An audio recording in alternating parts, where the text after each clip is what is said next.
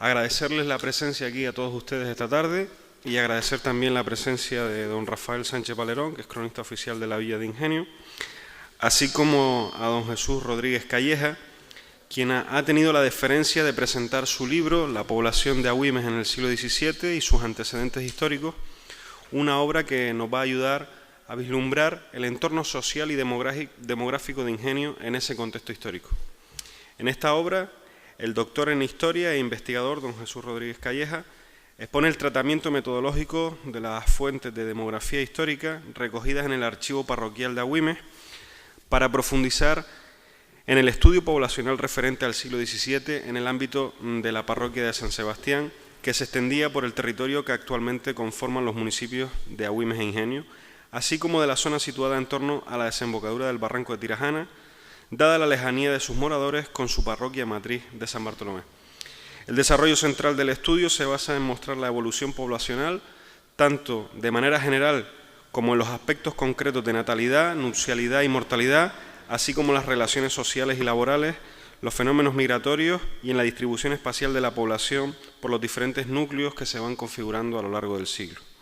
Con esta presentación, desde el área de cultura del Ayuntamiento de Ingenio mantenemos la línea programática relacionada con la promoción y divulgación de proyectos literarios, al que además se van a sumar nuevas propuestas en los próximos meses. Yo no quiero extenderme más y quiero darle la palabra a don Rafael Sánchez Valerón, que es un poco quien va a introducir al autor en esta presentación de esta tarde. Así que sin más, le dejo con don Rafael. Muchas gracias. Vamos a ver. ¿Sí? Vamos. Bien, para empezar hay que decir que es un honor para mí, un honor, lo digo a boca llena, y un privilegio para el pueblo del Ingenio contar con la presencia de Jesús. Yo no voy a extenderme mucho, voy a tratar de ser breve y voy a hacer unas pinceladas de la figura de Jesús y un poco su trayectoria académica, pero más o menos de un punto de vista, digamos, familiar. Miren ustedes, la figura de Jesús, sumamente conocida. Yo le voy a empezar contando una anécdota, ¿no? Hace unos 15 días me llama Jesús por teléfono y me dice: Rafael, tengo un personaje aquí, Luis de Aguiar. A ver qué me puedes tú decir de ese personaje, porque estoy preocupado, porque estoy buscando datos. E inmediatamente me vino a la mente cuando era niño y me dijeron: la figura más importante que ha salido de Ingenio durante siglos ha sido Luis Aguiar Toledo. Eso dijo un cura, un tal Juan Arocha Ayala, allá por la Estepa de la República. ¿Y quién es ese Juan? ¿Quién es ese Luis de Aguiar? Bueno, pues Luis de Aguiar fue un personaje que llegó a la graduación de sargento de general de batalla, luchó en Flandes con las tropas españolas y allí murió. Fundó aquí en Ingenio una capellanía. Los terrenos la tenía allí donde está hoy día, donde está la Cruz de la Torre, toda aquella zona. Fundó también en Sardina, de honor para la iglesia. En fin, fue todo un personaje. Pero hemos estado indagando y resulta que hay parientes aquí en Ingenio, pero no, ni él ni yo hemos descubierto dónde nació ese personaje que sin duda alguna es uno de los más grandes militares de la zona. En eso estamos, ¿no? En el momento de España. Sí, en aquel momento de España, los famosos tercios de Flandes, ¿no? Bueno, esta pequeña anécdota me sirve para introducir que yo con Jesús pues tengo un trato cotidiano de relación, porque ya con el paso del tiempo Jesús ya se ha convertido ya en un amigo, ¿no? En un confidente desde el punto de vista histórico. La primera vez que yo me tropecé con Jesús fue hace ahora mismo 20 años, en Agüimes, cuando presentaste el libro de San Antón. Y allí fui y había descubierto la famosa ermita de San Antón, que era una de las que había en Agüimes, junto con la ermita de las Nieves y la parroquia de San Sebastián. Perdón, precisamente hoy es el día de San Antón. Hoy es el día de San Antón. Pues mira qué curioso. Pues había descubierto, revolviendo los papeles del archivo de Agüime, había descubierto todo lo relacionado con la ermita de San Antón, que se perdió, desapareció esa ermita, y él ha descubierto toda su trayectoria, ¿no? Bien, posteriormente he coincidido con Jesús en muchas ocasiones en el Archivo Histórico Provincial, donde ya somos asiduos, ¿no? Allí estamos trabajando durante toda la mañana y al mediodía, pues el cafecito correspondiente, como no podía faltar, y la charla amigable. Tengo que decir que tuve también el honor de asistir a su tesis doctoral. Jesús hizo una tesis magnífica. Yo nunca había asistido a un acto de una tesis doctoral, nunca había asistido, y fui a la de Jesús. Y cuando entré, pues me admiré de ver cómo el tribunal miraba asombrado para todo lo que exponía Jesús. Hay que decir que Jesús en su tesis, por el cual es doctor en historia y en demografía histórica, obtuvo la calificación de sobresaliente cum laude, ¿no? De manera que estamos ante un personaje importante, porque Jesús no solamente trabaja y vive para la investigación y para la historia, sino además que le gusta, lo disfruta, lo vive, lo trabaja. Él comparte, digamos que él comparte su vida. Yo creo que él tiene dos amores, ¿no? Su tierra natal, Burgos, allá en las tierras del Cid, donde asiste con frecuencia y donde sé que está realizando algunos trabajos, creo que en un pueblito allí de mota de judíos, ¿no? Que ahora no sé si es mota de judíos o mata judíos. Bueno, toda la vida ha sido Castillo mata judíos, así como suena.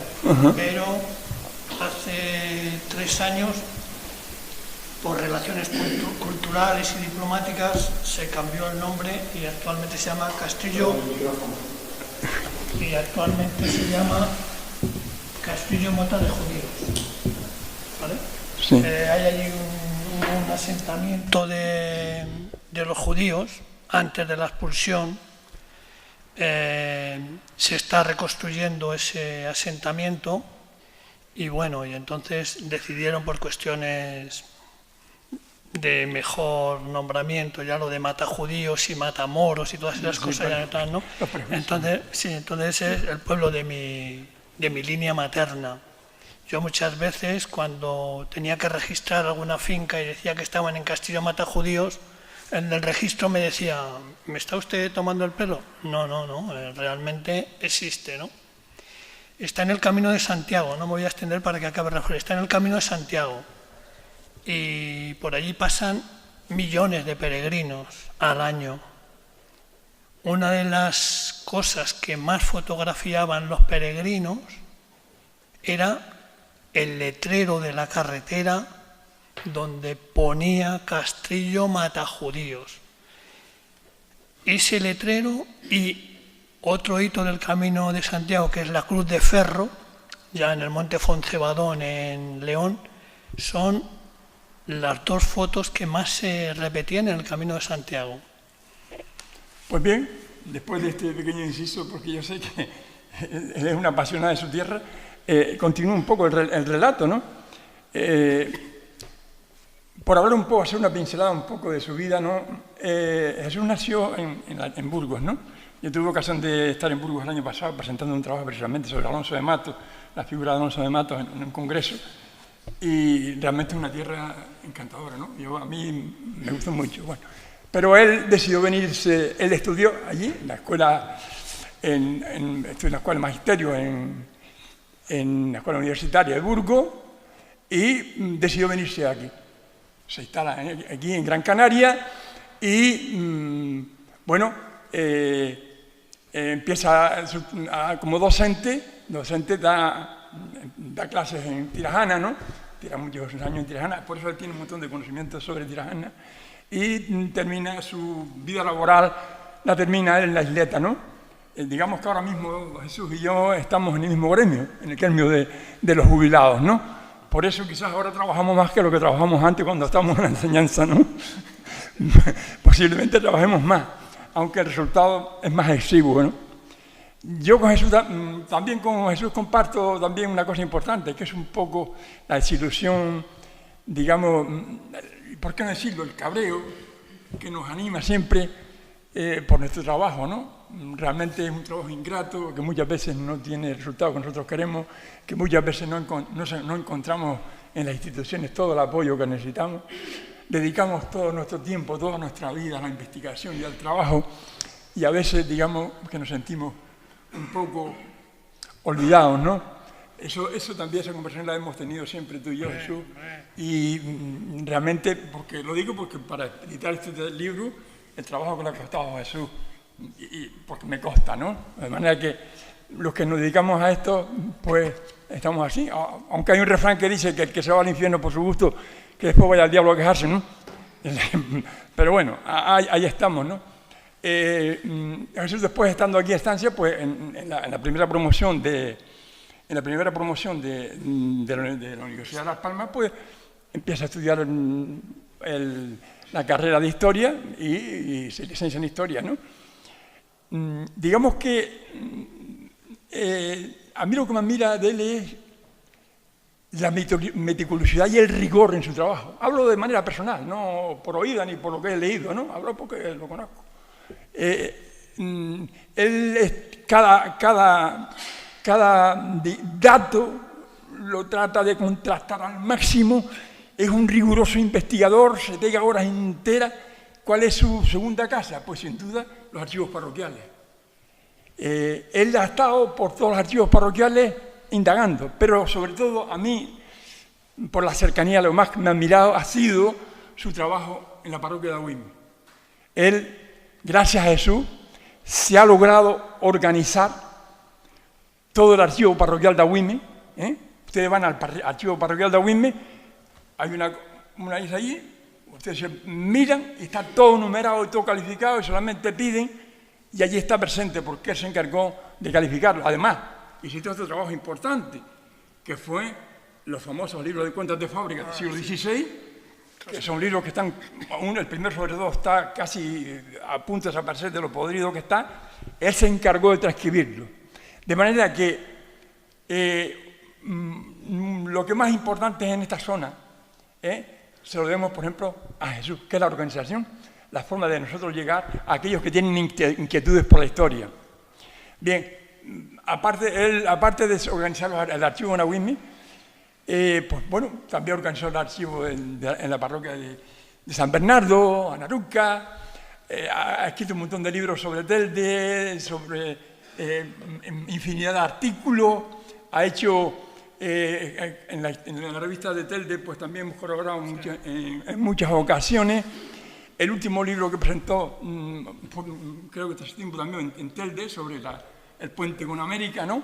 Es decir, que tiene una bibliografía extraordinaria, que yo tengo que apuntar, pero que no voy a entrar en ella, ¿no? Decirle que el trabajo de Jesús, me voy a centrar ahora un poco en la zona nuestra, en lo que es Agüime. ¿Por qué está Jesús aquí en Ingenio hoy? Pues muy sencillo, porque en su libro último, que va a presentar ahora, él habla de Ingenio, habla de Agüime, del señorío de Agüime, en el siglo XVII. Pero hay que tener en cuenta que nosotros, Ingenio, el municipio de Ingenio, formaba parte del señorío episcopal de Agüime.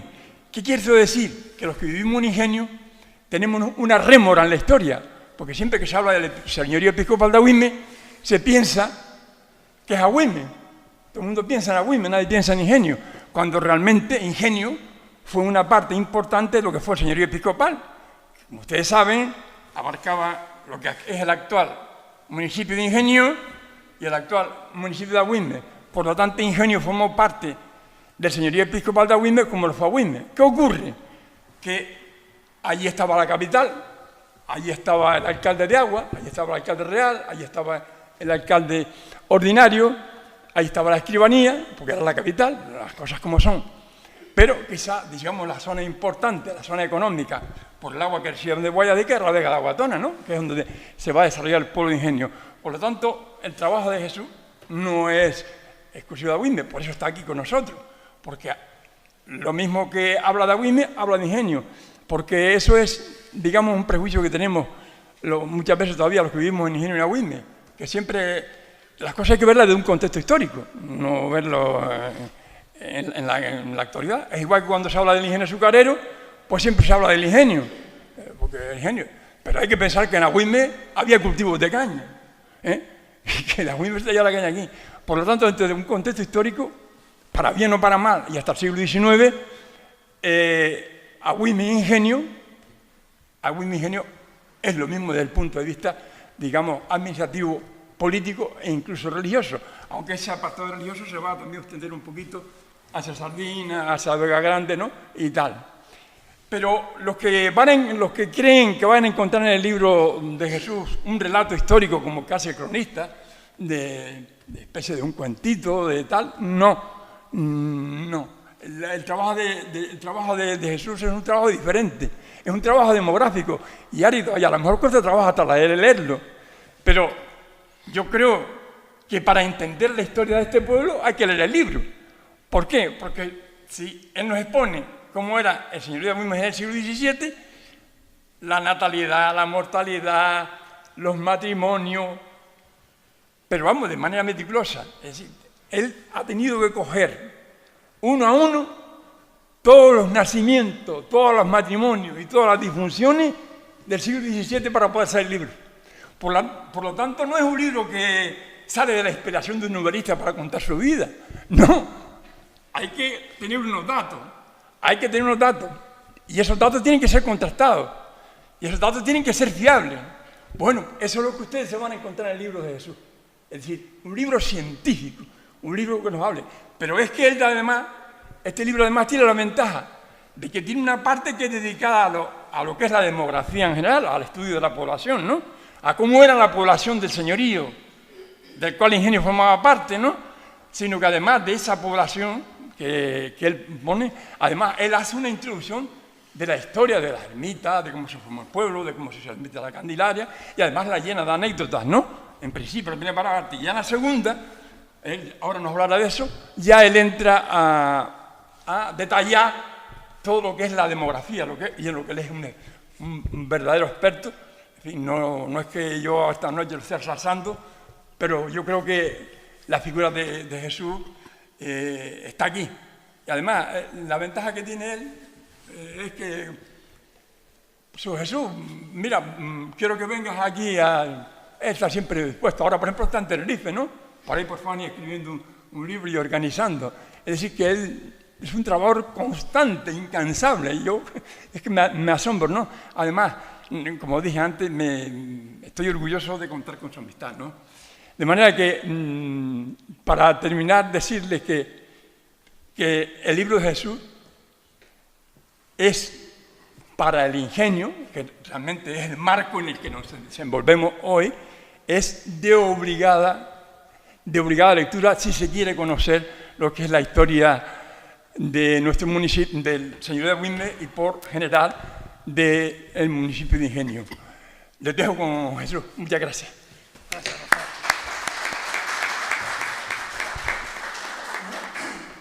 Hola, buenas noches. Gracias por acudir. Rafael es un amigo, como lo ven, Rafael es un amigo. Compartimos cosas y tal. Tenemos algunos asuntos pendientes. Lo de Luis de Aguiar Toledo, hay contradicción que él dijo. Evidentemente era de aquí, era del señorío de Ingenio. Hay datos sobre él que no se encuentran, que se ha dicho que estaba allí, pero no está.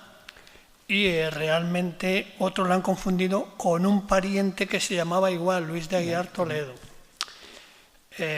Rafael es mucho más comedido que yo. Yo soy como más... Eso se me pegó en Tirajana, la ironía esa del sur y tal, de Agüime para allá. Cuando Rafael dice que estamos abandonados, que esto de la cultura no sé qué, yo siempre lo digo y se lo digo a él.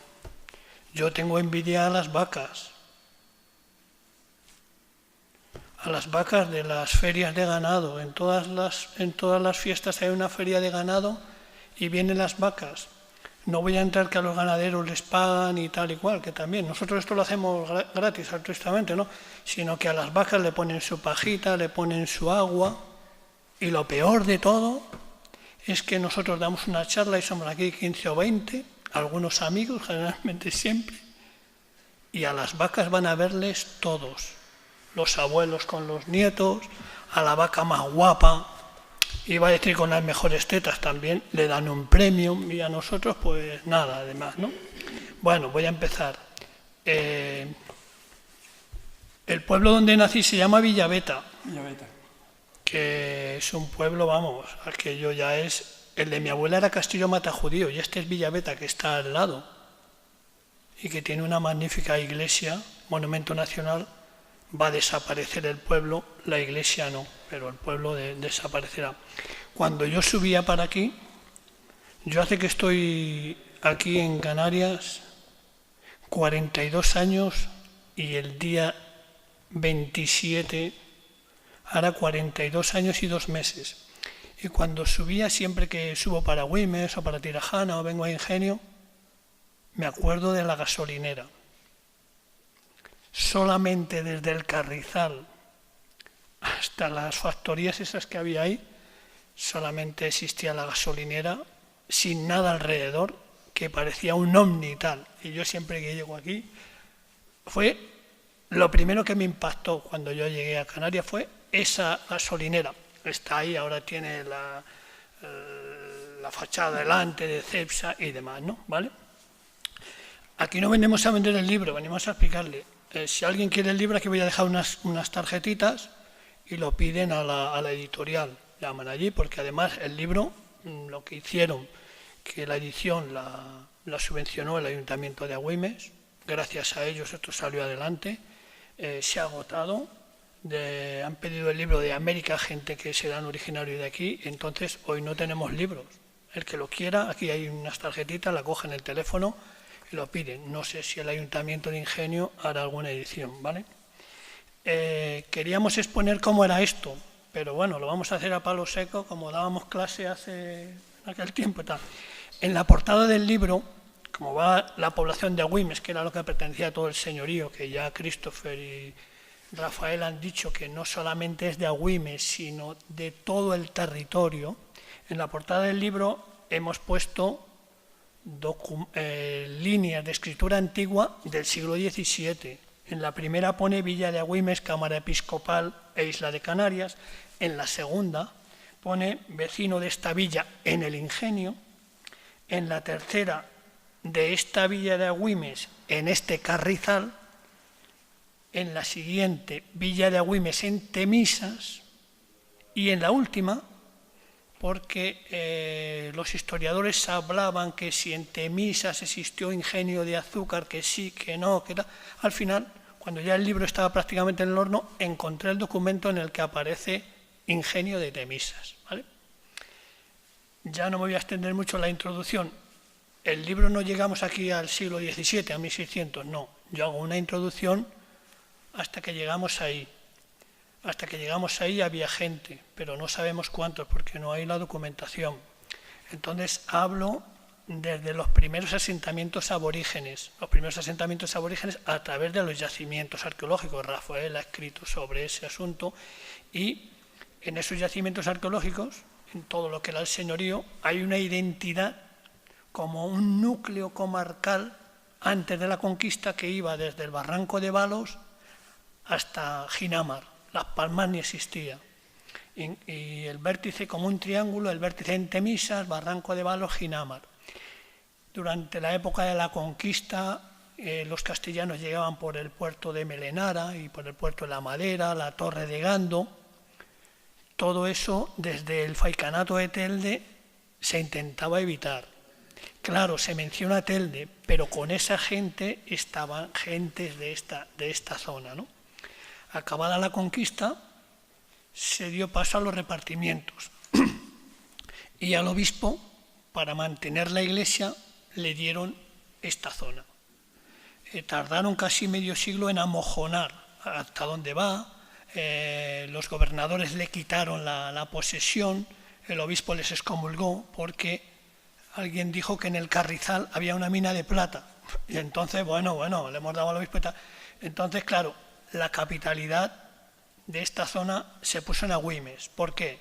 Porque en Agüimes había un pequeño núcleo de población aborigen.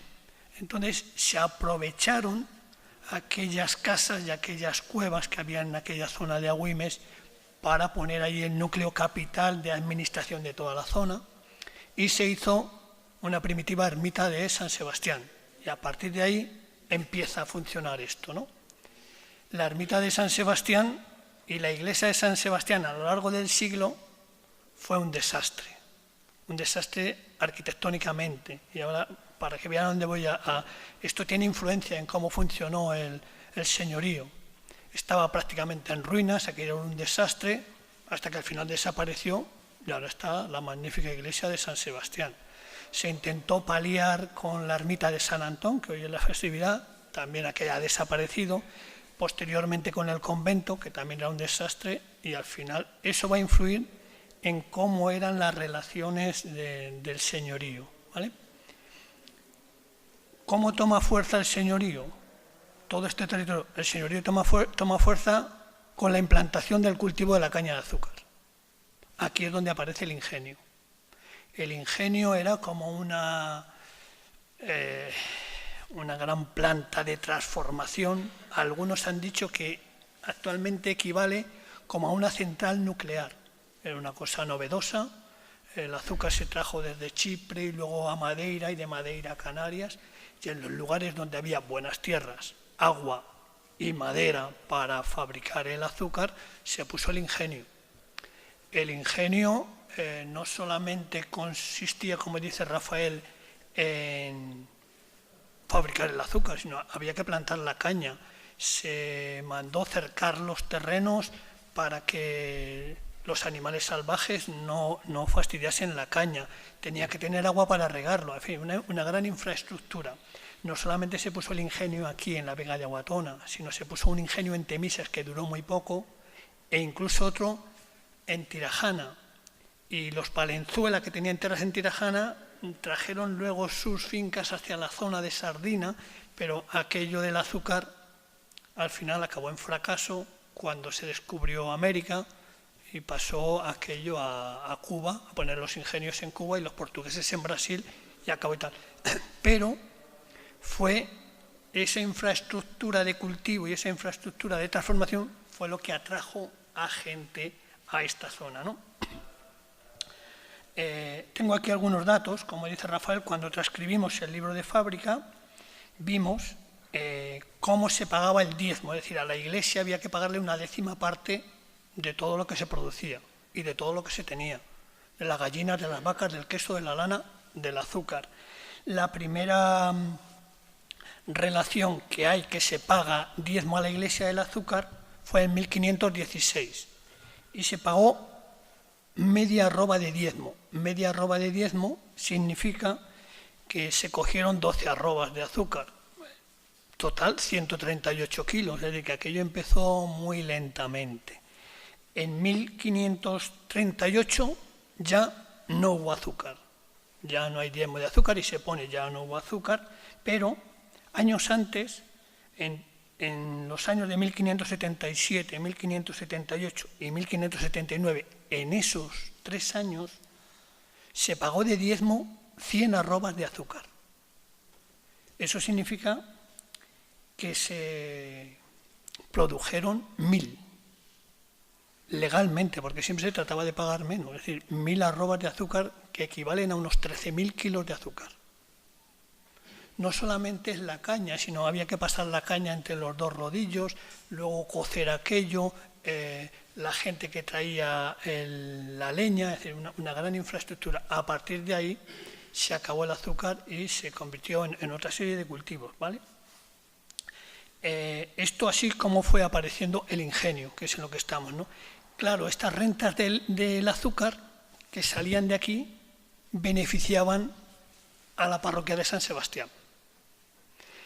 La parroquia de San Sebastián se beneficiaba con misas, capellanías, que dijo Rafael, y atrajo a un amplio clero de capellanes. Llegó a haber hasta 8 capellanes más el cura, más atrajo a la creación del convento de los dominicos. Entonces, aquello tenían unas grandes rentas que a quienes beneficiaban era, en todo caso, a la iglesia, pero claro, atraían a gente. La gente del Ingenio y de Agüimes, como no tenían tierras suficientes, muchos de ellos emigraban en el siglo XVII hacia Tirajana, estaban zonas aún sin cultivar, y también invadían las tierras desde el Barranco de Balos hasta Juan Grande. Eso luego supuso el problema con el motín de Agüimes, que se celebró este año, el 300 aniversario, ¿no? Me quiero detener porque esto afecta a Ingenio, ¿no? Antes de empezar en lo del libro, porque toda esta es la introducción. Todo esto estuvo a punto de cambiar en 1530. En 1530 llegó el obispo, que luego pasó a Burgos, Cabeza de Vaca, y secretamente mandó a hacer un informe de a ver cómo era su feudo, su territorio. Y le hicieron un informe en que aquello era un desastre. Los solares que habían dado para que la gente edificase casas estaban abandonadas. Le dijeron que era un lugar muy ventoso, que era un lugar muy áspero, y que tan solo en la villa vivían 13 familias, unas 75 personas.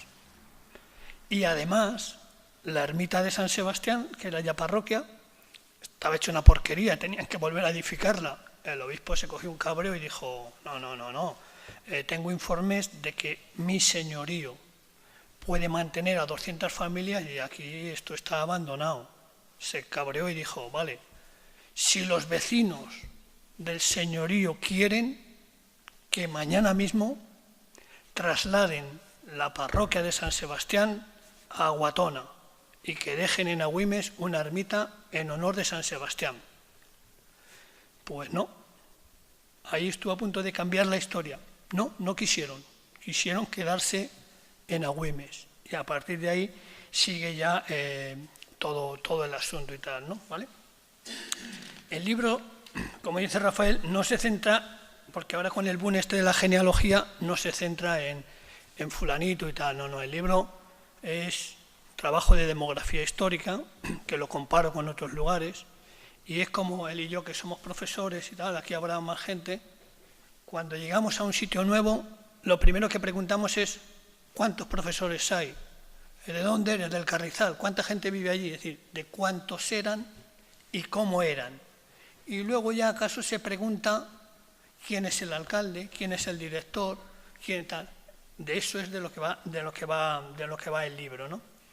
Para ello, como dijo Rafael, he recogido, claro, no se puede poner, he recogido una por una. Lo de una por una tardamos, otro compañero que se llama Alfredo y yo, 3 años viniendo a Agüimes. Yo daba clase por la tarde, viniendo a Agüimes todos los miércoles y todos los viernes que habría Plácido, más los sábados que nos dejaba el párroco de entonces, que era Manuel Merchán. O sea, eso durante 3 años y así recogimos, esto no se lo cree nadie, pero es verdad, recogimos 7.118 partidas,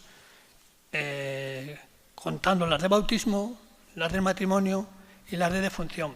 Eso es lo más importante del libro y eso es lo más importante de todo. A ver si alguien se decide a que eso se publique, porque si no, como dice él, eso acabará perdiéndose, pero nosotros las tenemos recogidas y tal, ¿no? ¿Vale? Estos datos, una vez que hemos recogido estos datos, se ha hecho la reconstrucción familiar. La reconstrucción familiar es hacer la genealogía de todas estas familias, pero de las familias cerradas, porque hay familias que acaso estaban aquí en el señorío y se iban a Tirajana, o se iban para Las Palmas, o se iban para Tele, no, de familias cerradas, porque si una familia se va y tiene un hijo en Agüimes y luego tiene otro en Telde, otro en Arucas, ya esa familia no me sirve, porque diría, las familias tenían un hijo solo, no, son familias cerradas que están bien controladas, que estaban dentro del señorío, ¿no? Vale. Una vez que se hace todo eso, comienza el libro. Y el libro, después de esta introducción que hemos dicho, qué ámbito espacial ocupaba, que ya dijeron lo que son los territorios de Agüimes e Ingenio, más toda la desembocadura del barranco de Tirajana, lo que actualmente está ahí abajo, Sardina, Aldea Blanca, hasta Juan Grande. Esas personas pertenecían no al ayuntamiento, porque no había ayuntamientos en el Cabildo Único, sino pertenecían a la jurisdicción parroquial de San Bartolomé, pero no iban a bautizar a sus niños hasta Tirajana, a Tunte, ni a enterrarlos, ni a casarse. Venían aquí a la parroquia de San Sebastián. Entonces, esa gente está incluida dentro del trabajo. Esa zona, ustedes lo sabrán también como yo o mejor, siempre ha sido un conflicto entre Agüimes y Tirajana, entre Agüimes y Santa Lucía cuando se crearon los nuevos municipios. Al final quedó con Santa Lucía, por la división, alegando la división del territorio, ya que aquello pertenecía a la jurisdicción de Tirajana, ¿no? Vale. Antes de todo esto hay documentos a través de los libros de fábrica. Cuando venía el obispo, pasaba por aquí, por Ingenio, y oraba en la ermita de la Candelaria, que ya data desde 1560 o antes, y luego marchaba a Agüimes. A veces iba a Agüimes y se volvía, como el Cabeza de Vaca, se volvía a la finca que tenía en Carrizal a descansar, y allí les hacía ir a los curas y a los mayordomos para pasar revista de todo aquello. Hago un pequeño recorrido de cómo se van creando esas ermitas y cómo va evolucionando eso hasta que empieza ya el siglo XVII, ¿vale? En el siglo XVII ya tenemos datos y a partir de ahí entro en ese análisis que dijo Rafael. No vemos la gráfica, ¿no? La gráfica sería esta, de cómo evoluciona la natalidad. Siempre va ascendiendo. La natalidad la vemos por los bautismos. Bautismos no equivale a nacidos. Hay más gente que nace que los que se bautizan. Entonces, los que hayan mirado los registros verán que a veces tardaban en llevar a los niños a bautizar. Cuanto más tiempo tardaban en llevar al niño a bautizar, más riesgo se corría de que ese niño muriese en el parto. Y el problema de aquí es que los registros de defunción empiezan en 1670, por tanto, desconocemos eso. Ahí en la natalidad analizo el momento del bautismo, es decir, cuánto se tarda en llegar a la pila, cuánto se tarda. La peligrosidad del bautismo. Esto es erróneo. Cuando se bautizaba el niño, el cura ponía, y fue bautizado en su casa por peligro de muerte. Fue bautizado en su casa por la partera. Claro, eso significa que ese niño había nacido con dificultades. Es erróneo, ¿por qué? Porque las parteras no decían si habían bautizado a los niños, salvo casos muy raros. ¿Por qué? Porque tenían que saber la fórmula del bautismo y las examinaban. Entonces aquella fórmula era en latín, claro. Si la partera no sabía bien la fórmula en latín, o el cura entendía, o el visitador entendía que no la decía bien, la privaban de su oficio de partera. Entonces, para evitar eso, el niño fue bautizado, pero no decían nada, o lo bautizó otra persona y tal, ¿no? En esa gráfica, que no sé si habrán visto, evoluciona cómo evoluciona la natalidad. Y lo he hecho cómo evoluciona por años, por decenios, por meses. No todos los niños nacen en el mismo mes. Entonces, si yo sé cuándo nació un niño, le resto 9 meses y sé cuándo ha sido concebido ese niño. Por tanto, sé si había una planificación familiar o no, y la había. Se evitaba que las mujeres diesen a luz en los momentos de menor actividad laboral. ¿Por qué? Porque la mano de obra femenina era muy importante. Primero para recoger la caña de azúcar, después para recoger el millo, después para recoger el trigo, etcétera, ¿no? Entonces se planificaba, eso estaba planificado. No todos acertaban, pero lo tenían bien controlado y tal, ¿no? Bien, también hablo las tasas de natalidad.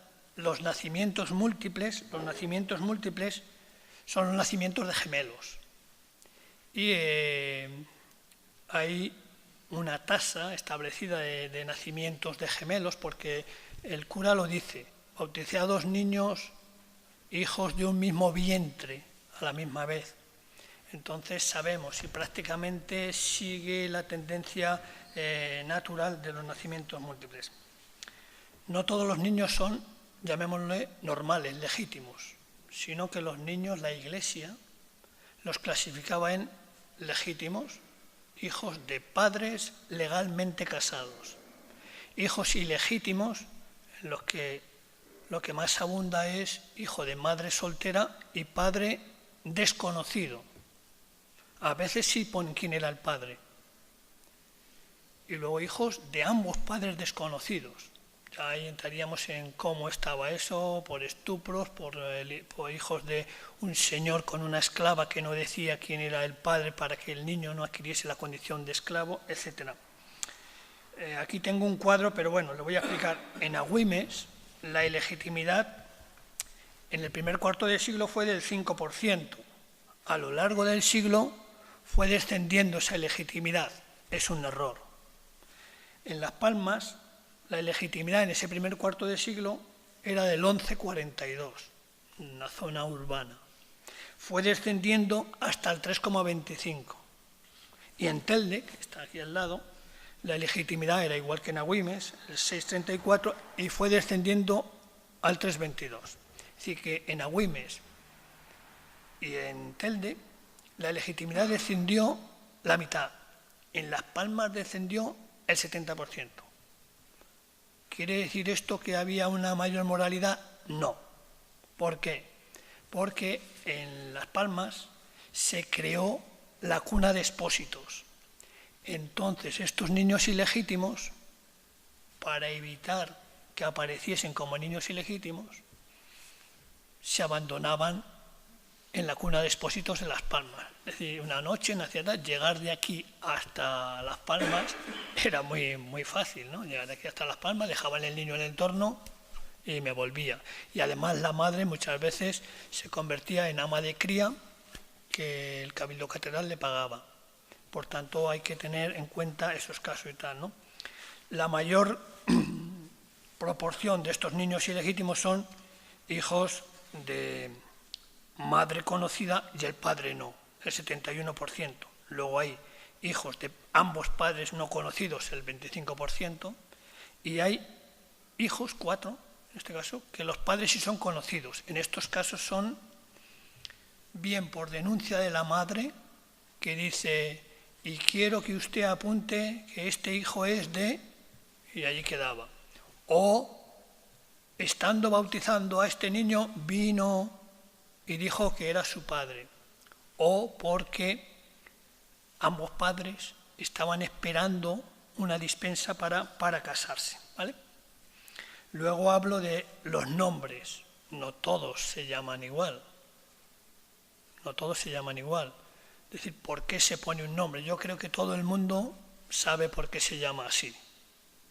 Entonces, como aparecen en el acta de nacimiento, la fecha de nacimiento, quién es el padre, quién es la madre y quiénes son los padrinos, yo averiguo por qué se le ponía ese nombre. Por ejemplo, en el mes de enero, la mayoría de los niños se llamaban Antonio, por hoy San Antón, o Sebastián, que es el día 20, San Sebastián. Pero generalmente en casi todas las casas había un niño que se llamaba como el padre o como la madre. ¿Acaso la madre se llamaba Sebastián y el niño Sebastián y había nacido en noviembre? Pero no tiene nada que ver. O como el padrino. En esta imposición de nombres, la mayoría de los nombres eran impuestos por el santoral. El día del santoral, plaf, ahí te caía. Los nombres compuestos llevaban el nombre del santoral y el nombre del padre o de un padrino. Antonia Sebastiana, María Francisca, Juana Alfonso, Juan Sebastián, etc. ¿Vale? También describo los padrinos y los testigos. Al principio, en las actas hay testigos. Es importante lo de los testigos, sobre todo cuando vivían fuera, para decir, ¿tú llevaste a este niño? No, no, yo sí está bautizado, que lo diga fulanito, a que lo lleve a bautizar, eso es importante. Pero sobre todo los padrinos.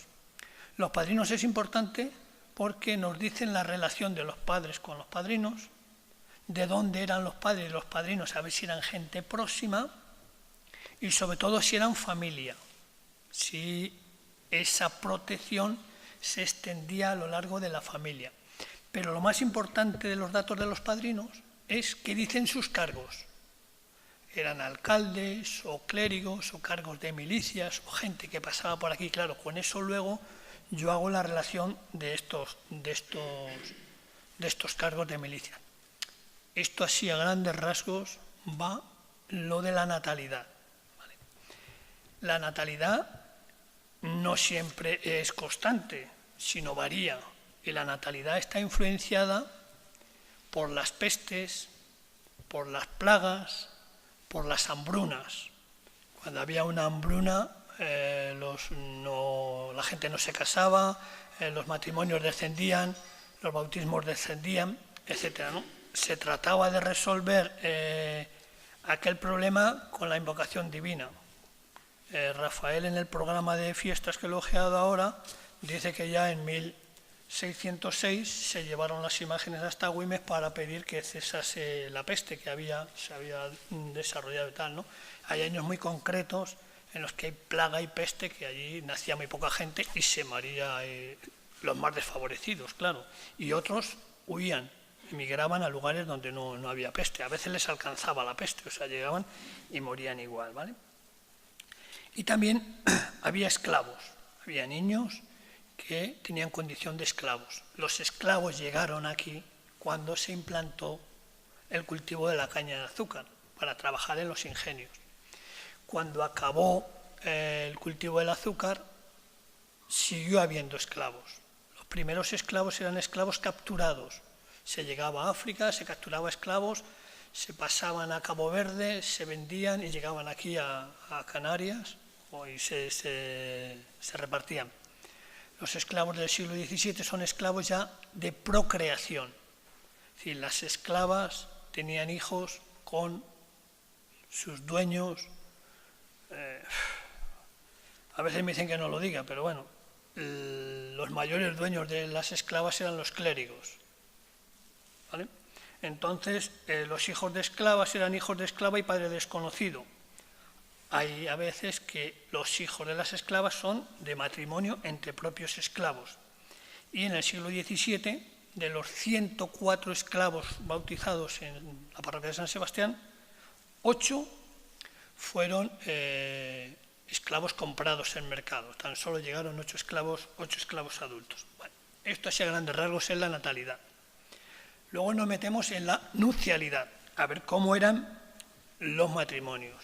Y en la nupcialidad, todo el mundo sabe cómo es eso del casamiento, incluso ahora voy estudiando todos los pasos de manera secuencial. Es decir, primero las amonestaciones, si la gente se amonestaba, si no se amonestaban, por qué no se amonestaban, a quién se le perdonaban las amonestaciones, a algunos se les obligaba a hacer las amonestaciones después de casado, que aquello ya no servía para nada, las licencias que daban para casarse es las personas que venían de otras islas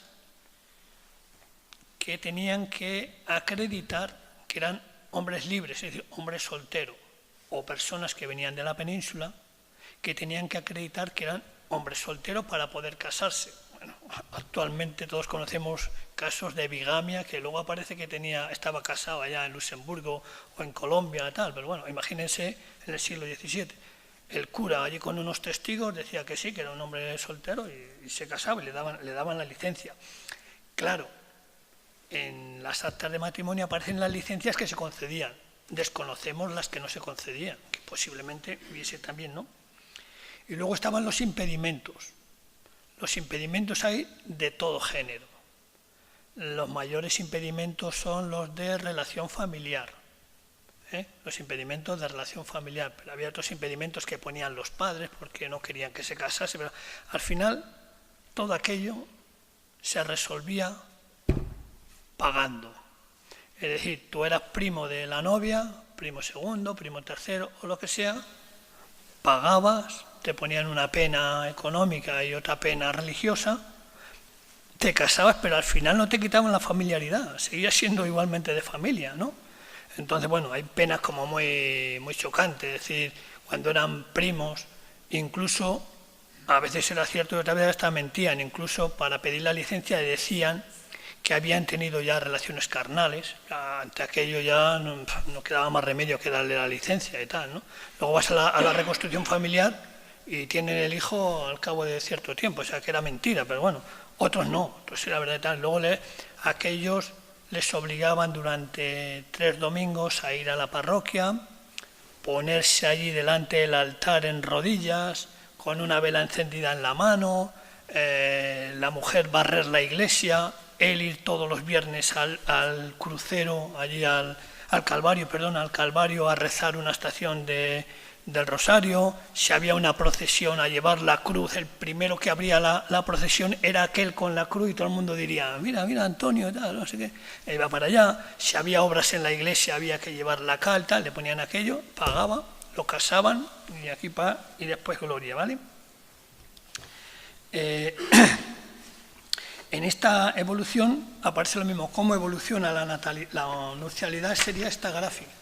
Como ven aquí tiene muchos altibajos, es decir, años de buenas cosechas, la gente se casaba, años de malas cosechas o de epidemia, la gente no se casaba. Sigue tendiendo hacia el avance, cada vez se va casando más gente, ¿no? Aumenta esta.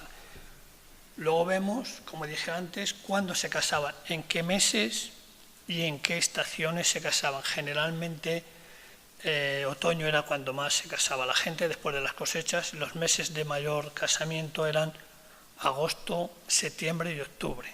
Era cuando se casaban. Luego, por ejemplo, en la época de Cuaresma no se podían casar, pero se casaban, pues estaba prohibido por la Iglesia.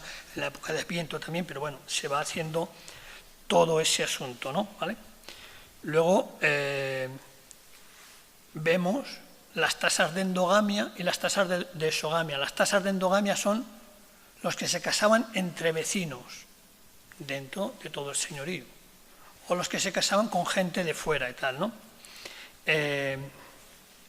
La endogamia general de toda la gente en Agüimes, aquí en la zona, en el señorío, era el 80% se casaban entre vecinos. Desde el Draguillo hasta Barranco de Balos, del Carrizal hasta Temisas, pero dentro del propio señorío.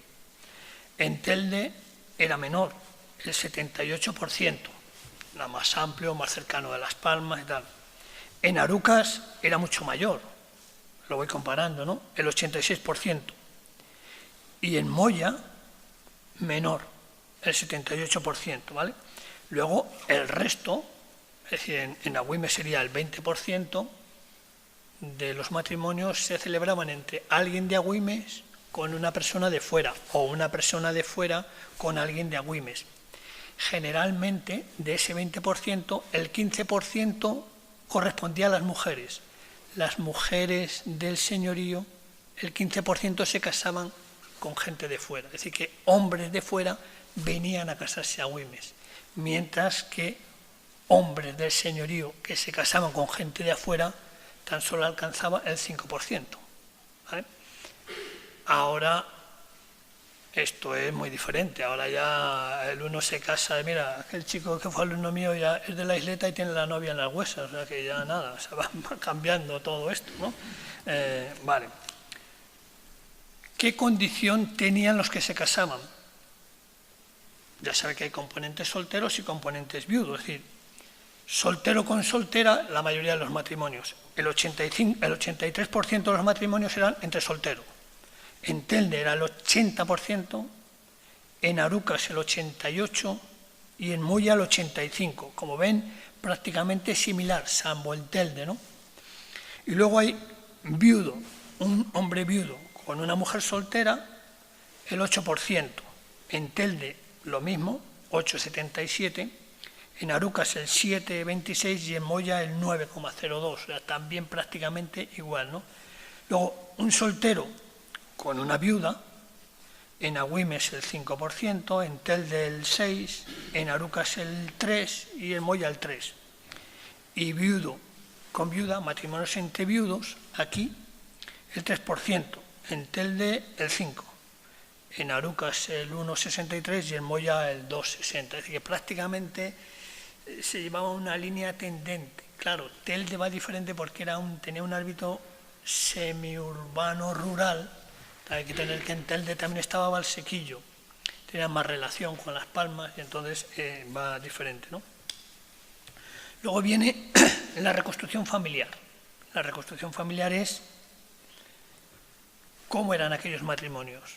Lo primero que vemos es la edad nupcial de los contrayentes. Claro, esto lleva mucho tiempo. Si yo les dije que estuve 3 años recogiendo los datos en Agüimes, estuve 2 años haciendo esto, pero de manera continuada. Como yo sé cuándo nace esa persona, porque lo tengo en bautismos, sé cuándo se casa. Entonces averiguo su edad, no de uno, sino de muchos. Entonces todo eso lo computo y sacamos la media. Y la media de los hombres solteros de Agüimes e Ingenio fue de 28 años y 2 meses. La media de las mujeres que se casaron en Ingenio y en Agüimes en el siglo XVII fue de 24 años y 2 meses. Bien, es cierto, pero no como se suele decir, es cierto que algunas mujeres de aquí se casaron con 13 años, con 14, con 15, con 17.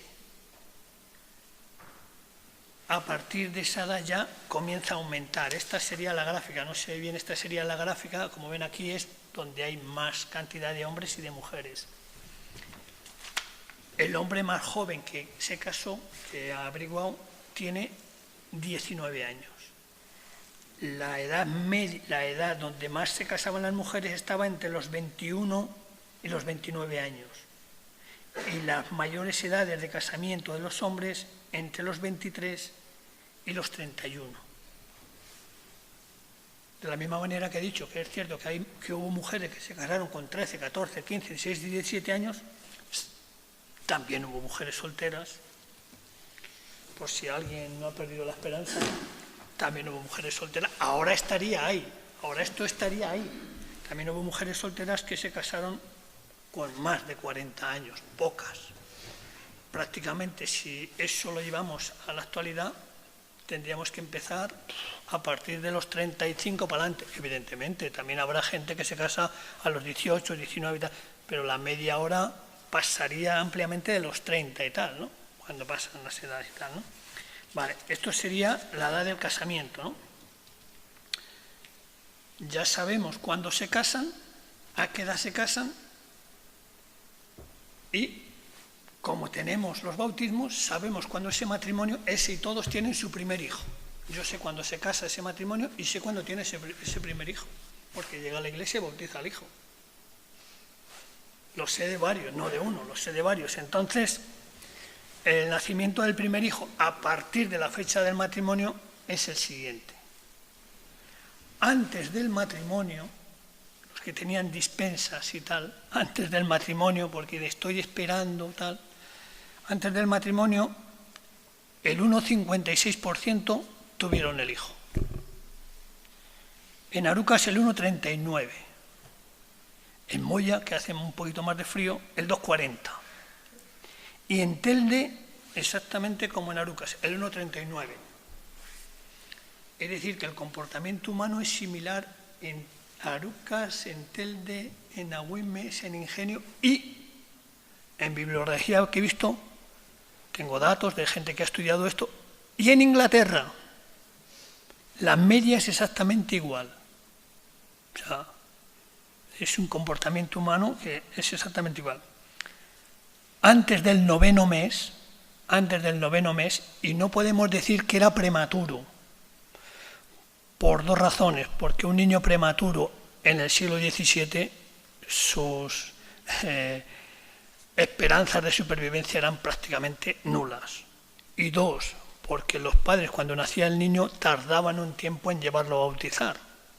Entonces decían, llevé a un niño de 7 días, y acaso tenía 23, ¿me entienden? Entonces, antes del 9º mes, aquí el 15% ya habían tenido su primer hijo. En Arucas el 13%, más o menos igual, en Moya el 14% y en Telde el 13%, prácticamente igual. Ya los que cumplían y tal. Yo me acuerdo que en mi pueblo, allí en Villaveta, que la gente se preocupaba mucho de esto de mirar las matemáticas ajenas, a estos niños que nacían así, antes del 9º mes, le llamaban el tempranillo. Aquí no sé. Aquí no, sí, es verdad. Ese decía, por ejemplo, te decía tu abuela y tal, ¿con quién has estado? Y con Isacín. Y dice, el tempranillo. Claro, cuando tenías 14 o 15 años, te enterabas que, coño, ¿por qué a este le llaman el tempranillo y a aquel otro también? No, es que su madre lo tuvo antes de Cuente, de joder, tal. Vale. Del 9º al 20º mes, ya es la mayoría, ya aquí el 64%, en Arucas el 63%, en Moya, claro, como en Moya ya habían tenido antes, baja al 54% y en Telde el 61%, como ven, igual. Pero todavía hay niños que en la reconstrucción familiar aparecen después de 20 meses, como primer hijo. Esto puede ser un error. ¿Por qué?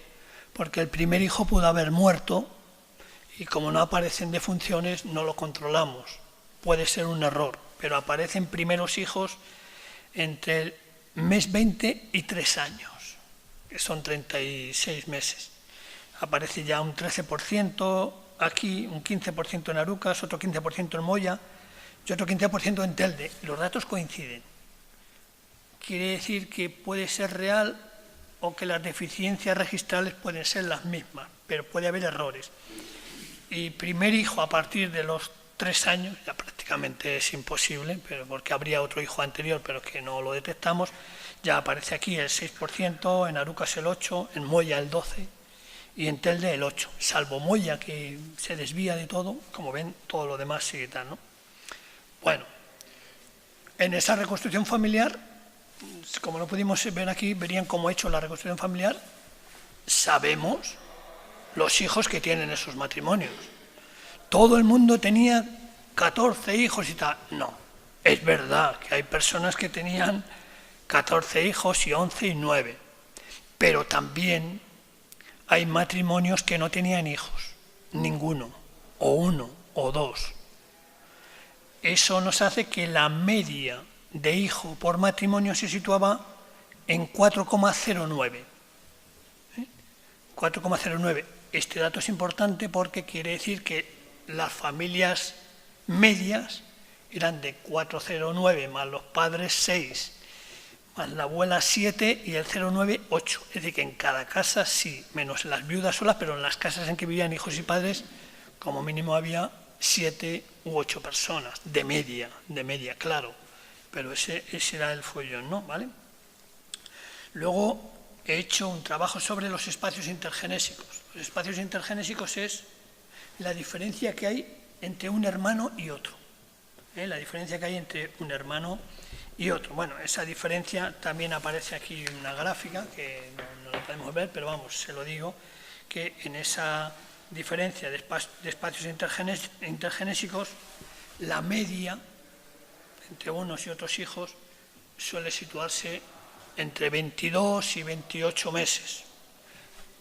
Hay error también. Hay espacios intergenésicos en que nos aparecen 3 meses, 6 meses, error registral. Llevaron a bautizar este niño hoy porque tenía cierto tiempo y luego llevaron al otro, o el cura lo apuntó mal y tal, ¿no? Pero no hay que confundir la historia. Es decir, hay hermanos que guiándonos por la reconstrucción familiar se llevan menos de 9 meses, es imposible. Es un error registral que yo lo explico y tal, ¿no? Vale. Hemos visto cuál era la media de las mujeres al momento de casarse. Ahora yo sé la media de las mujeres al momento de tener el primer hijo. Y dijimos que la media de las mujeres al casarse era de 24 años y 2 meses. La media de las mujeres al tener el primer hijo tiene que ser superior, pero no mucho, es de 24 años y 9 meses. Es decir, casarse y tener el primer hijo rápidamente, ¿no? La mujer más joven al tener el primer hijo aquí tuvo 15 años. Y la mujer de más edad al tener el primer hijo, salvo error o engaño o lo que sea, tenía 53 años. ¿Vale? En esa reconstrucción familiar hemos visto la diferencia de nombres. Los nombres que les dije y tal, luego hago un estudio de los nombres y demás.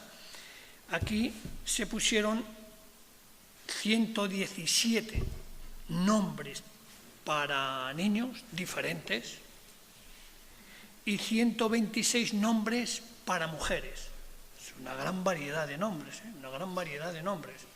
Estos nombres en el libro están en el listado porque aparecen cuando aparecen. Es decir, hay nombres que aparecen una sola vez y aquel niño hasta se murió. Ese nombre no evoluciona. Hay nombres que aparecen durante todo el siglo. Hay nombres que aparecen solamente durante la primera mitad del siglo. Hay nombres nuevos que aparecen al final del siglo, ¿sabes? O sea, es como ahora. O sea, todos los nombres van evolucionando y por modas, o en este caso por la influencia del nuevo santoral y tal, ¿no? Vale. Pero también hemos hecho un estudio en esta reconstrucción familiar de los apellidos. Aquí hubo exactamente 280 apellidos diferentes. 280 apellidos diferentes. Hemos agrupado los apellidos, hemos eliminado esas variantes ortográficas, Tobilleja, Tubilleja, y así Espiño, Espino, se lo hemos puesto y tal, ¿no? Pero hay apellidos que han cambiado, que siendo el mismo apellido, luego se han convertido en otro apellido diferente, a lo largo, y forman estirpes diferentes. Por ejemplo, aquí el amigo Rafael Sánchez Valerón aparece Valero, Valera, Valerón, e incluso como pseudoapodo a las mujeres Valerona, y van formando estirpes diferentes, pero proceden de uno primero. Aquí en el señorío es muy frecuente el apellido Franco, ¿vale? El apellido Franco se va desvirtuando por una mala ortografía del oscura, por una abreviatura, y aparece Francisco. Si tuviese una tiza y tal, Francisco, vale. De Francisco lo pasan a Franco, y aparece Franco. Y llega un cura y pone la F, la R y la O. Fro, sería Fro. Pero la R la cierra y ese Francisco Franco, feo. Esa abreviatura.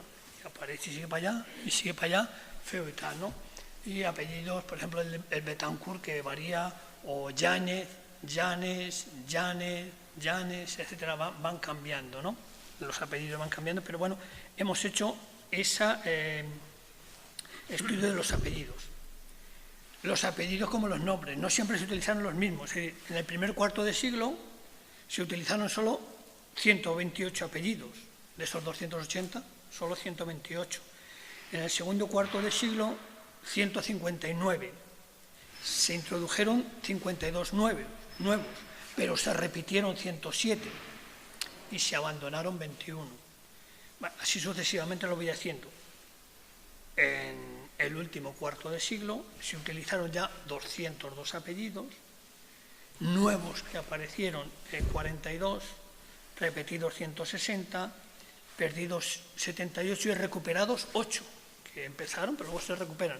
Total en el siglo 280, desde que comenzaron los 158 hasta los 128 hasta los 280, se incluyeron 151 nuevos, de esos se repitieron 135, 78 se perdieron y se recuperaron 13 apellidos. O sea, así vamos viendo cómo se recuperan, se instituyen los apellidos. Y ahora viene el quid de la cuestión. El quid de la cuestión, que la gente que va a hacer la genealogía piensa que si mi padre se apellida Sánchez, mi abuelo también, y mi bisabuelo también, y mi tatarabuelo también, y Adán se apellidaba Sánchez. Pues no. Pues no. Y a partir de ahora, con la nueva ley de transmisión de los apellidos, va a pasar lo mismo. Como tenemos las actas de matrimonio, y en las actas de matrimonio pone el nombre de los contrayentes, del novio y de la novia, con sus apellidos, y el nombre de los padres, ya cuando una persona se casa, ya tiene el apellido consolidado. Entonces vemos cómo se apellida el novio y cómo se apellida el padre, cómo se apellida la novia y la madre y tal, ¿no? Entonces vamos a ver si esto coincide. Vamos, no coincide ni de coña, hablando claro, tal. Los hombres de aquí del señorío, los hombres, adoptaron el primer apellido del padre, es decir, que si el padre se apellida Sánchez, el hijo también se apellida Sánchez, el 58%, casi la mitad, los hombres. En Telde, el 67% más.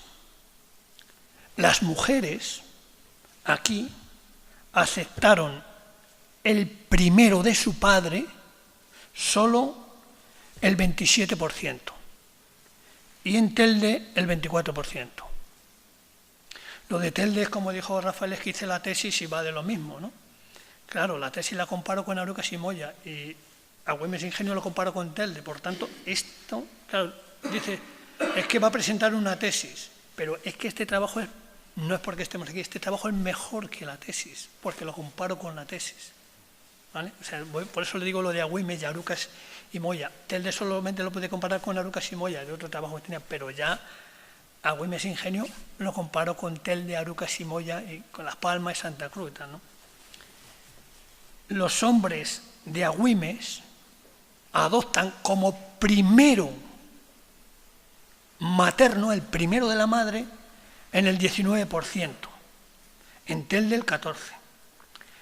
Las mujeres de aquí, de Ingenio y Agüimes, adoptan como primer apellido el primero de la madre en el 34%. Pero el segundo paterno, los hombres de aquí lo adoptan el 10%, casi el 11%. Es decir, que un hijo de Rafael en aquel momento, en vez de apellidarse Sánchez, se apellidaría Valerón. Un hijo mío, en vez de apellidarse Rodríguez, se apellidaría Calleja, y así sucesivamente, ¿no? En Telde lo adopta muy poca gente, el 1%. Las mujeres de aquí adoptan el segundo paterno, el 8%. En Telde, nada, el 0,97%. Y el segundo apellido de la madre, que ya quedaría como muy postergado, los hombres de Agüimes lo adoptan en el 3%. O sea que imagínense cómo va aquello. En Telde, nada, el 0,7%. Y las mujeres de aquí de Ingenio adoptan el segundo apellido de la madre, para ellas como primero, en el 13%. Que sería, en mi caso, por ejemplo, sería pues, mi cuarto apellido. En este caso sería Escribano. Y aquello no coincide para nada. O sea, aquello es una pasada. Dices tú, ¿y esto de dónde viene? Viene de ahí. O sea, eso es así de cierto, ¿no? Y luego me detengo en una ceremonia que ya ha desaparecido, que se llamaban las velaciones. Las velaciones era una ceremonia, era poner el velo a los novios y tal, pero en resumidas cuentas consistía en certificar que aquella gente estaba casada. Más que nada se aplicaba a cuando un matrimonio venía al nuevo lugar, es decir, un matrimonio que vivía en Telde pasaba a vivir en Ingenio. Primero que el cura le decía, hay que pasar por la iglesia a velarse. Aquello era un follón, había que pagar.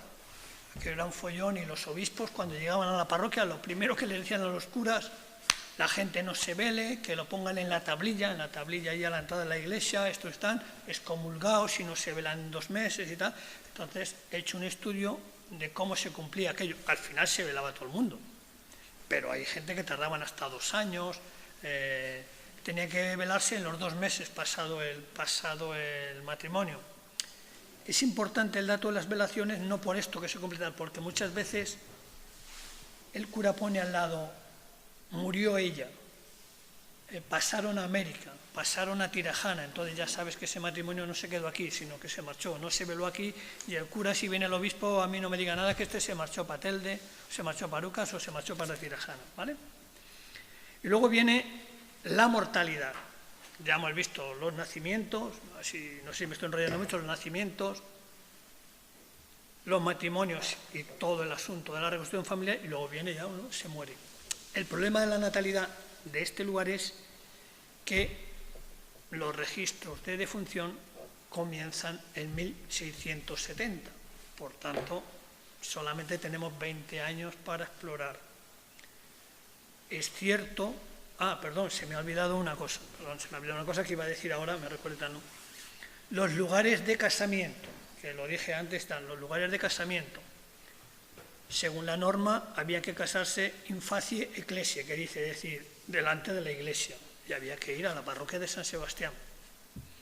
Como la parroquia de San Sebastián, el edificio era una porquería, siempre estaba en ruinas, es un dato muy curioso que en este lugar, de los pocos lugares donde un gran número de matrimonios se celebraron fuera de la parroquia. La mayoría de ellos, curiosamente, se celebraron en la ermita de la Candelaria, aquí en Ingenio. La mayoría de ellos se celebraron aquí. Algunos se celebraron en Temisas, otros ya más posteriormente en el Carrizal, en la iglesia del Buen Suceso. Y también hay matrimonios que se celebraban en la casa de los propios contrayentes o del padre de la contrayente o de algún vecino. En el Ingenio hay bastantes matrimonios que se celebraban en la casa de un vecino, que tenía una casa adecuada y tal, iban allí, hacía como testigo y luego para su casa. Eso se me había... La mortalidad. Empieza el retraso y la mortalidad lo mismo. Esta sería la evolución de la mortalidad. Como ven aquí, esto tiene unas grandes subidas y bajadas que influían las pestes, las hambrunas y demás, ¿no? Tan marcadas bien esas pestes, plaga de langosta, y era un desastre. Cuando venía una sequía o una plaga de langosta o una peste, aquellos morían como chinches, ¿no? Lástima que el cura no diga de qué morían. El cura no dice de qué morían, salvo casos muy raros, alguno que se derriscó o otro que lo acuchillaron, pero generalmente no dicen. Sí que sabemos quiénes o cómo eran los que morían por la edad, la reconstrucción familiar. Casi el 50% de los que morían eran niños entre 0 y 6, 7 años. O sea, la mayoría de los que morían eran niños. Un gran número de personas, hasta un 10% de los que morían eran pobres. Entonces hay una importante, ¿no?, que nos da la pobreza y tal, ¿no? Y en Agüimes, aquí en el libro, pongo la relación de todas las personas que testaban. Es decir, ahora ya no porque no funciona tal, pero cuando éramos niños y veíamos al cura salir corriendo para una casa, malo. Aquí no era así. Si veías al escribano que salía corriendo para una casa, malo. Iba a ser el testamento, ¿no? El testamento de la gente. Curiosamente, hemos trabajado en quienes hacían testamentos en Agüimes, comparado con Telde y comparado con otros lugares. En Agüimes había escribano. El testamento se esperaba hacer hasta el último momento. Claro, al haber escribano, aquella gente lo demoraban. Y los datos de la gente que hacían testamento, esto está en el libro y también publicado en unos coloquios y demás, son menores en Agüimes y en Telde, que había escribanía, que en Arucas y Moya, que no había escribanía, como aquellos eran como más previsores, ¿no? Y luego viene el ceremonial funerario y las misas. El ceremonial funerario es un dato muy importante.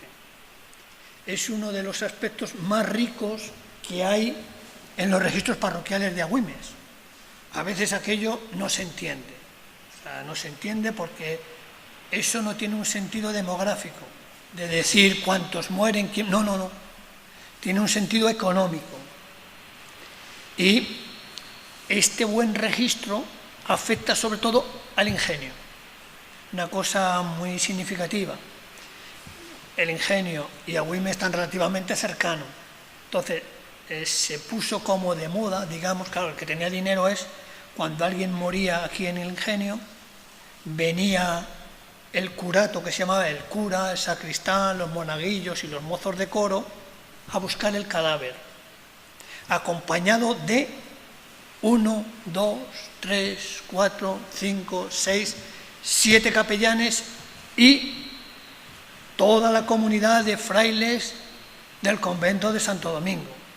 Y luego dice, solamente fueron 2 capellanes y el capellán fulanito, como era mayor, le esperó a la bajada del barranco. Y aquel que era de aquí le hacían una misa y antes de llevarlo a la sepultura se le hizo una misa en la Candelaria.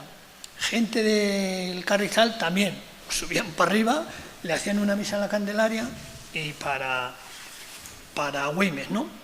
Y luego también dice, claro, por todo aquello había que pagar, por todo aquello había que pagar. Los capellanes cobraban 3 reales cada uno, el mozo de cora 2 reales, si se tocaban las campanas, cuánta cera se ponía, le puse tantas velas, tantos codales, tantas hachas, le dije tantas misas, a pagar, ¿vale?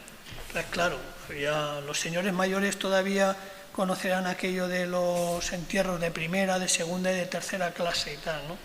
Nos vamos a contar lo que dice Plácido de aquel que le dijo, se reirán de usted, ¿no sabes eso? En Agüimes en la villa, hace tiempo se cuenta la anécdota de que murió una persona rica y fueron a hablar con el cura. Y dijeron, mire, se ha muerto mi padre para enterrar. Y el cura dijo, bueno, le haremos un entierro de primera.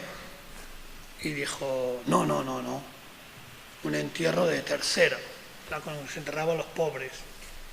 Y el cura dijo, hombre, un entierro de tercera no le vamos a hacer porque en el entierro de tercera me voy a poner la capa vieja que está rota, sucia, eso va a ser una vergüenza.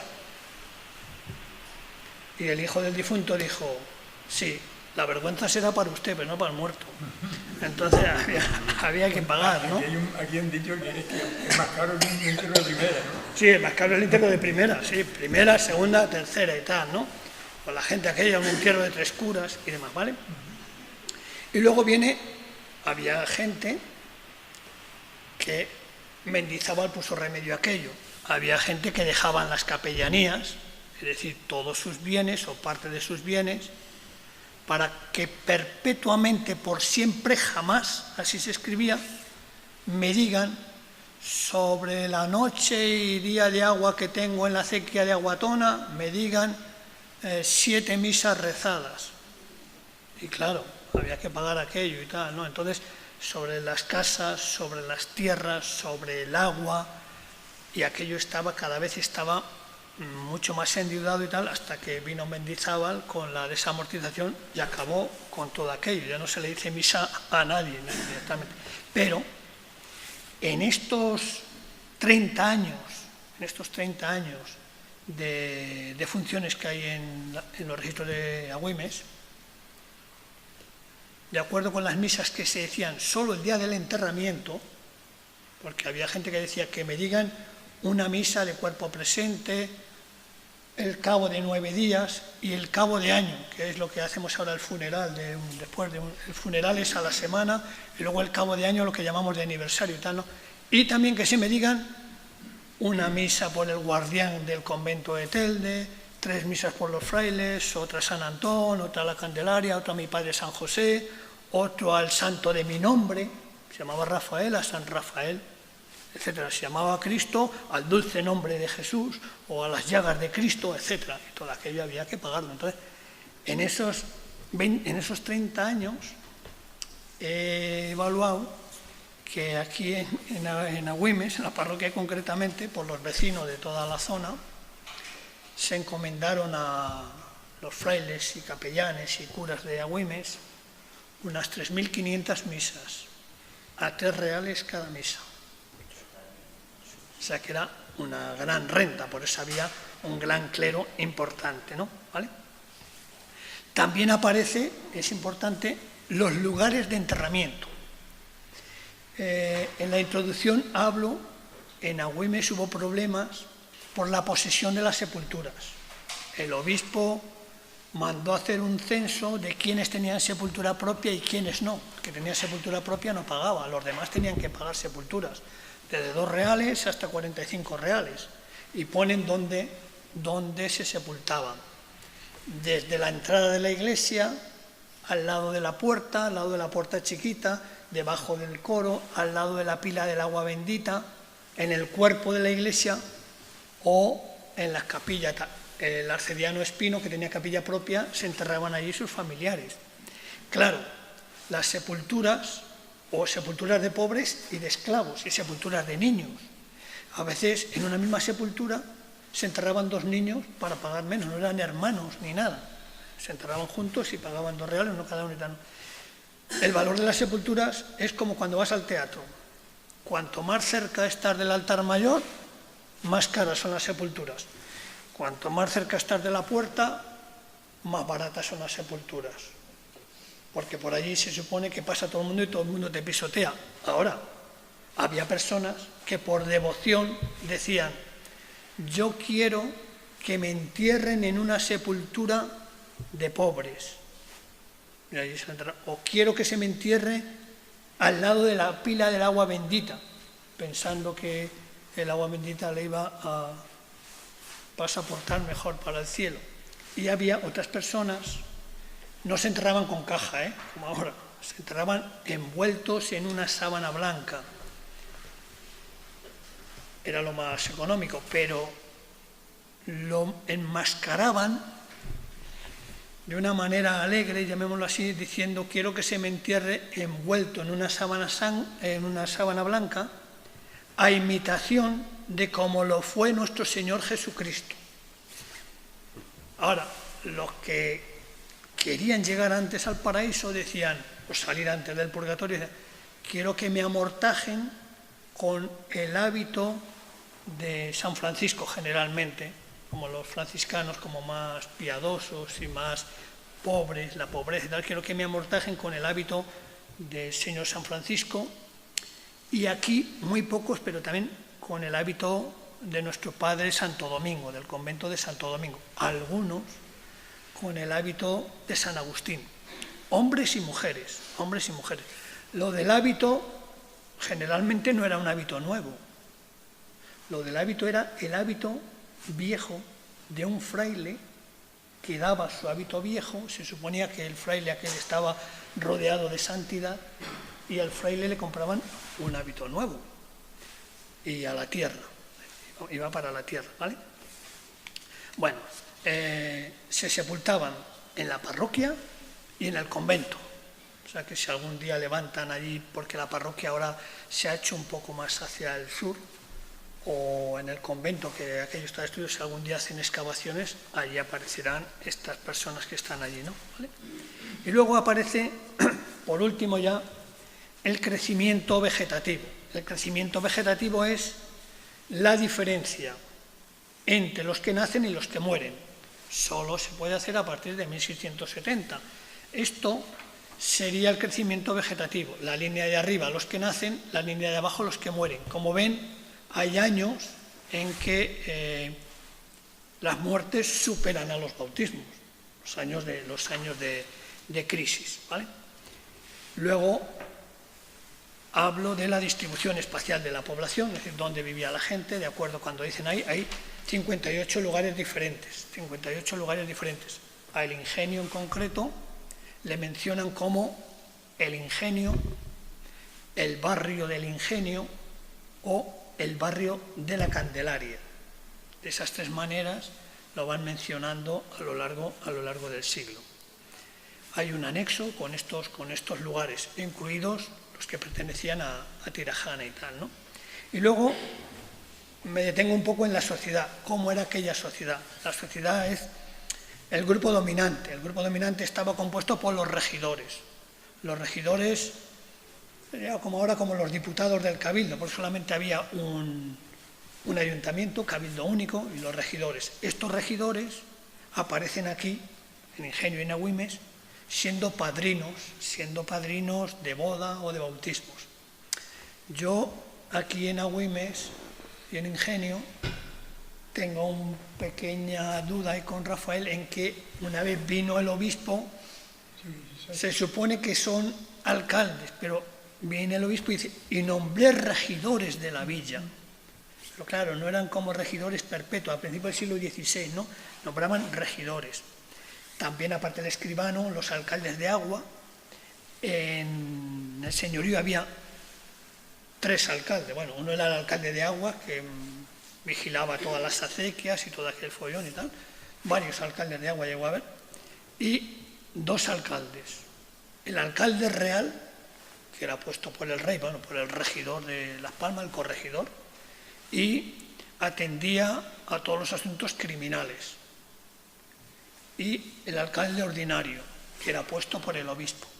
El alcalde ordinario vigilaba todos los asuntos del obispo, los casamientos, las casas, las propiedades, los diezmos y demás, ¿no? Indistintamente, en la lista de los alcaldes que hay ahí, uno era el alcalde real hoy y mañana el alcalde ordinario, porque eran las mismas familias pudientes y tal, ¿no? Tenían su jurisdicción, estaba en la jurisdicción de la parroquia. Tenían muchos conflictos con el alcalde real de Tirajana, porque invadían las tierras o cometían un delito aquí en el señorío, automáticamente pasaban el barranco, ya dependían de la jurisdicción de Tirajana y le hacían una pedorreta al alcalde de Agüimes. O sea, ya no tenía jurisdicción. Hay muchos datos que Rafael sabe y tal, ¿no? Que pasaban de un lado a otro del barranco y ya está, ya estoy en otra frontera, ya no me puedes hacer nada y tal, ¿no? ¿Vale? Hay un anexo con todos estos, con los alcaldes, con los regidores, con los cargos de milicias. En Agüimes había un importante grupo de cargos de milicias. Los cargos de milicias, hay personas que creen que eran militares de grado, ¿no? Era como el mejor amañado, llamémoslo así, ¿no? Mejor amañado que tenía encomendada la defensa de la isla. Entonces se agrupaban en capitanes, alféreces, ayudantes, cabos y sargentos. Generalmente era la misma familia, el padre era el capitán, el hijo era el alférez, y aquellos vigilaban que no hubiese invasiones. De vez en cuando había que defender la isla, era un ejército de ciudadanos que defendían la isla de cualquier invasión a favor del rey nuestro señor, ¿no? El hecho más característico de estos cargos de milicias que intervinieron fue en una invasión que hubo en Maspalomas, de un navío francés que atracó allí y tal, y se cargó a 4 o 5 de estos milicianos de Agüimes, los mataron, también lo pongo ahí en el libro, y hubo alguien que hizo un tal, y los enterraron en la arena de Maspalomas, en la duna de Maspalomas. Al año y medio fueron a recogerlos, los trajeron para la villa, hicieron su capilla mortuoria en la ermita de San Antón, desaparecida y tal, y de allí los llevaron a la parroquia y los enterraron, ¿no? Eran cargados de defensa de la isla y tal, ¿no? También hago una relación de todos los curas desde los primeros que se conocen con los libros de fábrica, que dijo Rafael cuando los transcribimos, desde los primeros curas que se conocen, hasta el último cura que hubo en el siglo XVII, más los tenientes de cura. Cuando el cura se iba para Las Palmas o dejaba la parroquia, estaba enfermo, se encargaba de la parroquia su teniente de cura y tal, ¿no? Entonces están puestos ahí todos los curas, los tenientes de cura y el periodo en el que oficiaron, ¿no? También pongo en ese anexo todos los priores del convento de Santo Domingo, que aparecen allí. A veces los priores casaban o bautizaban y tal, y aparecen estos y tal. Luego viene la clase intermedia, serían los escribanos y los artesanos. En el libro aparece todos los escribanos que aparecen en la villa, más escribanos que llegaron aquí para hacer de padrinos y demás, ¿no? Y luego viene la servidumbre. En muy pocas casas había criados. En algunas se ponen algunos criados, cosas muy raras y tal, ¿no? Pero la servidumbre. Y por último aparecen los marginados de la sociedad.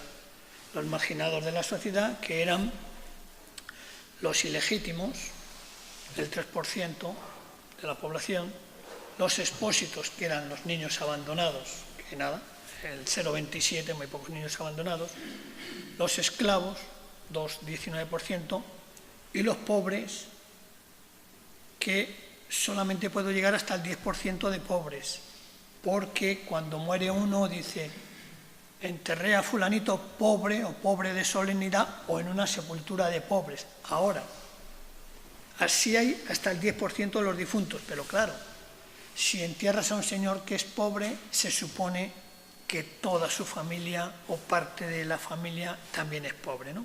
Vale. Luego, el libro va de unas conclusiones y al final va de una serie de anexos. Los que quieran adquirir el libro, aquí ya para terminar, los datos físicos del libro. Esta sería la portada del libro. No sé si algunos lo habrán visto por ahí, ¿no? La portada del libro es esta, en el que aparece el título y estas inscripciones que les he dicho y tal, ¿no? ¿Qué se van a encontrar ahí? Bueno, lo que les dijo Rafael, lo que les he comentado yo, y se van a encontrar con 387 páginas, con 201.537 palabras, menos el prólogo, esta verdad, con 855 notas a pie de página. Las notas a pie de página son bibliografía de dónde ha sacado ese dato, pero la mayoría de ellas son haciendo relación a cuando ese señor se enterró, cuándo se enterró, en qué libro está. O sea, si alguno dice, pues yo quiero saber que a este señor menciona a este señor, está en ese libro. Pone Archivo Parroquial de San Sebastián, libro tercero de bautismos, folio 27, vuelto. Va allí y ahí está, y lo va a ver y tal, ¿no? Hay 48 cuadros que explican todo esto y 18 anexos. En los anexos están cómo se distribuyen los bautismos, los matrimonios, las defunciones, los alcaldes, los alféreces, los capitanes, etc. Señores, muchas gracias.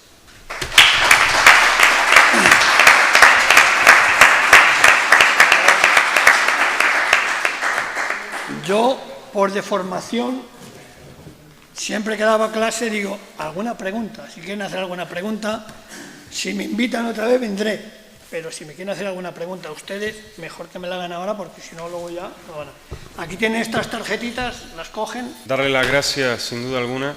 Una magnífica exposición la que nos ha hecho usted esta noche aquí. Agradecemos profundamente el gran trabajo que ha realizado y sin duda es una obra que va a quedar para la historia tanto de la Villa de Agüimes como de Ingenio. Volveré a reiterar la felicitación porque es un trabajo magnífico y maravilloso con la exposición que usted nos ha hecho. A todas y todos darles las gracias por estar aquí hoy con nosotros y como muy bien decía don Jesús, si alguien está interesado, pues aquí tienen los datos y por supuesto también agradecer la presencia de don Rafael Sánchez, el cronista de la Villa, que siempre tiene a bien acompañarnos en este tipo de eventos. A todas y todos, muchas gracias por estar aquí esta noche.